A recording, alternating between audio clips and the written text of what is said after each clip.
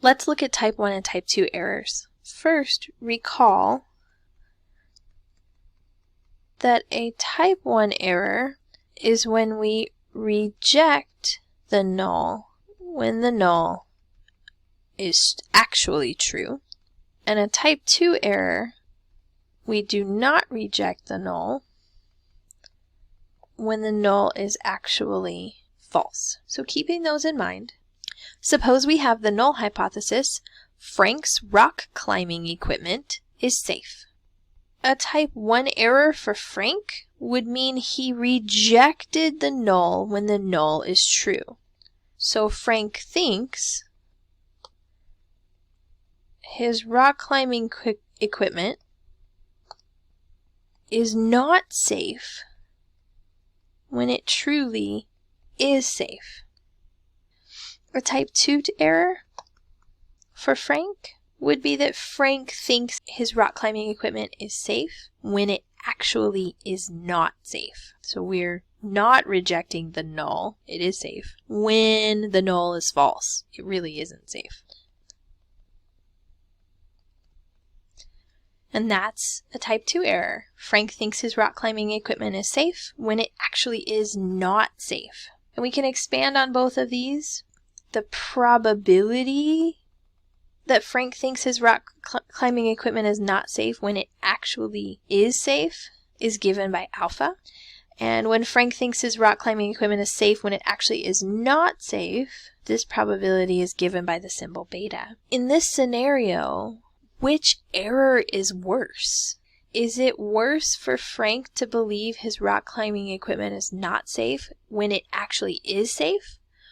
Or is it worse if Frank thinks his rock climbing equipment is safe when it's not?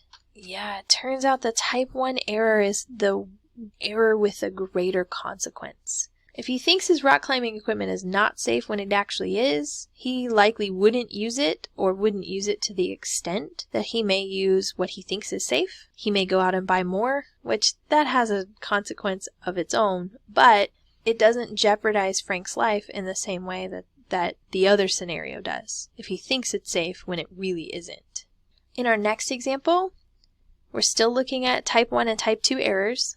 This time our null hypothesis is the victim of an automobile accident is alive when he arrives at the emergency room of a hospital. A type 1 error would be we reject the null when the null is in fact true. So the type 1 error would be the emergency staff believe the victim is actually dead. A type 2 error for this scenario would be that we fail to reject the null when the null is actually false. And this one we're going to write just a little bit differently because it doesn't make sense to say that emergency staff think the victim is alive when he's actually dead. They would have some really good tools to measure that. There is still a chance, but we're not rejecting the null if we don't know. We're always assuming that null is true. So for a type 2 error, if we fail to reject the null, we don't know if he's alive, when in fact the null is false, he actually is dead. Looking at probabilities here, the probability, again, for a type 1 error, the probability the emergency crew believes the victim is dead when in fact he's really alive is given by alpha. The probability that the emergency staff do not know the victim is alive when in fact the victim is dead is a type 2 error. In this scenario, which one's worse? Which one has the greater consequence? For this example, the type 1 error is the greater consequence. If the emergency staff think the victim is dead when he is in fact alive, they likely won't try to treat him and make him better. When in the type 2, if he's already dead, there's not really anything they can do for him.